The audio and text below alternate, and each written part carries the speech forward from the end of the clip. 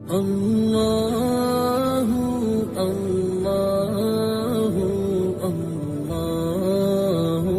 اللہ اللہ اللہ اللہ۔ کچھ لوگ شہوانی ریچھ بن جاتے ہیں، جس طرح ریچھ کے اندر شہوت بہت زیادہ ہوتی ہے، اس طرح کچھ لوگ ہیں کہ وہ پاک طیب طاہر بیویوں کے باوجود بھی سویر سے شام تک ان کی نظریں بدکاریاں کرتی ہیں۔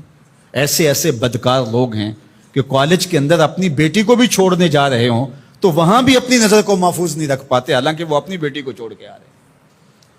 ہر وقت ان کی فطرت ریچھ کی طرح ہوتی ہے، گندے غلیظ۔ تو یہ فطرت بدل گئی ہے۔ قرآن نے جو کہا نا اولئک کل انعام بل ہم اضل، یہ چپائے ہو گئے ہیں، بلکہ فرمایا چپایوں سے بھی بدتر ہو گئے۔ یہ چپایوں سے بدتر کیا ہے؟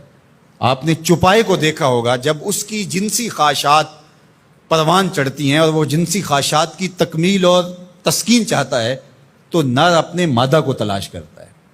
آپ نے کبھی نہیں دیکھا ہوگا کہ کوئی نر سے جفتی ہوا ہو، لیکن انسان جب فطرتاً گندا ہو جاتا ہے تو پھر یہ جانوروں کی فطرت سے بھی نیچے گر جاتا ہے، یہ نر سے بھی جفتی ہو جاتا ہے۔ پھر اس کا مطلب کیا ہوا؟ بل ہم اضل، یہ اس سے بھی گندا اور غلیظ ہو گیا۔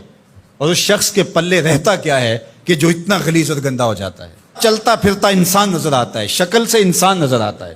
بل ہم اضل، بلکہ چپایوں سے بھی آگے گزر گیا ہے، چپایوں سے بھی رویتاً جو ہے وہ آگے گزر گیا ہے۔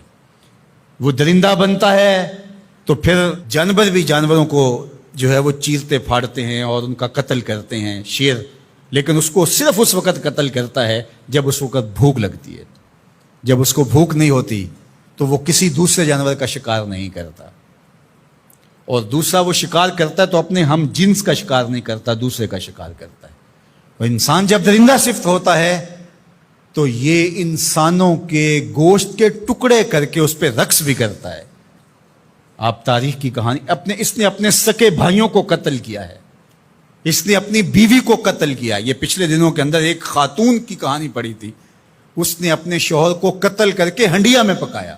تو پھر بل ہم اضل ہے نا، یہ چپایوں سے بھی بدتر ہو جاتا ہے۔ درندہ ہوتا ہے درندگی میں، یہ چپایوں سے بھی بدتر ہو جاتا ہے۔ یہ ماضی کے اندر جو ہاتھ کے نام سے جو کچھ ہوا، انسانوں قبروں سے نکال کر کے ان کی لاشوں کو چوراہوں پہ لٹکایا گیا۔ تو انسان جب درندہ بنتا ہے تو پھر کہاں سے کہاں چلا جاتا ہے، چاہے وہ شہوانی ریچھ بن جائے، چاہے وہ بھونکنے والا کتا بن جائے، پھر اس کی گندی زبان سے کوئی بھی محفوظ نہیں ہوتا۔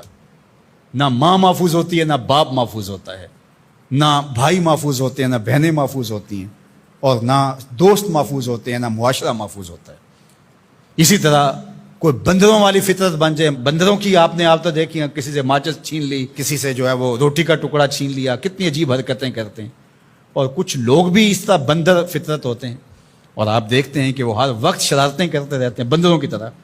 تو وہ مسخ حقیقی نہیں ہوتا، وہ مسخ مانوی ہوتا ہے۔ تو بنی اسرائیل کے اندر جو مسخ ہوا تھا، تو ایک قول تو یہ ہے کہ وہ مسخ حقیقی ہوا تھا، ان کی شکلیں ہی بندروں والی ہو گئی تھیں۔ لیکن دوسرا قول یہ ہے کہ مسخ حقیقی نہیں ہوا تھا، مسخ مانوی ہوا تھا، کہ شکلیں تو بندروں والی نہیں ہوئی تھی، عادتیں بندروں والی ہو گئی۔ اللہ اکبر، عادتیں بندروں والی ہو گئی۔ اس امت کے اندر مسخ حقیقی نہیں ہوگا، اس امت کو اللہ نے محفوظ رکھا ہے مسخ حقیقی سے، لیکن مسخ مانوی ہوتا رہے گا۔ لوگ مختلف جانوروں کے مشابہ عادات اختیار کرتے رہیں گے۔ اور آج ہم اپنے معاشرے کے اندر دیکھیں تو کوئی کتا صفت ہے، کوئی بندر صفت ہے، کوئی ریچھ اور کچھ درندے کی عادات کو اپنے اندر ہوتا ہے، درندگی، سفاکیت، یہ ساری انسانوں کے اندر اتر آئی ہیں۔ تو پھر وہ انسان نہیں رہتے۔ غالب نے کہا تھا نا کہ آدمی کو بھی میسر نہیں انسان ہونا، جب یہ حد سے گزرتا ہے تو پھر بہت آگے نکل جاتا ہے، اور پھر یہ انسان نہیں رہتا بلکہ بندروں اور خنزیروں سے بھی آگے بڑھ جاتا ہے۔ اور یہ میں نہیں کہہ رہا، اولئک کل انعام، قرآن کہتا ہے یہ چوپایوں کی طرح ہے، بل ہم اضل، بلکہ چوپایوں سے بھی گیا گزرا ہے، چوپایوں سے بھی آگے گزر جاتا ہے۔ یہ تجاوز جب کرتا ہے تو اس کے پلے کچھ نہیں رہتا۔ تو انسان کی جو قدر و قیمت ہے وہ تو اس کے اس عقل و شعور، فہم، ادراک، اخلاقیات سے ہے، اور اگر اس کے پاس یہ کچھ نہیں رہا تو یہ شکل تو ابو لہب کے پاس بھی تھی، یہ تو ابو جہل کے پاس بھی تھی۔ تو اس لیے قرآن مجید کے ان احکام کا اور ان واقعات کا انطباق کرے اپنے اوپر کہ ہم اس میں سے کس عذاب میں کس مصیبت کے اندر مبتلا ہیں اور ہو سکتے ہیں اور اس سے بچنے کی صورتیں کیا ہیں. آج ہم اپنی خواہشات کے غلام بن جائیں اور شرعی تعلیمات کو، نبوی منہج کو، طریق کو چھوڑ دیں گے تو پھر ہم بھی بندروں اور جانوروں سے مختلف نہیں ہوں گے. تو اللہ تعالی ہمیں اچھا، صالح، پاکیزہ انسان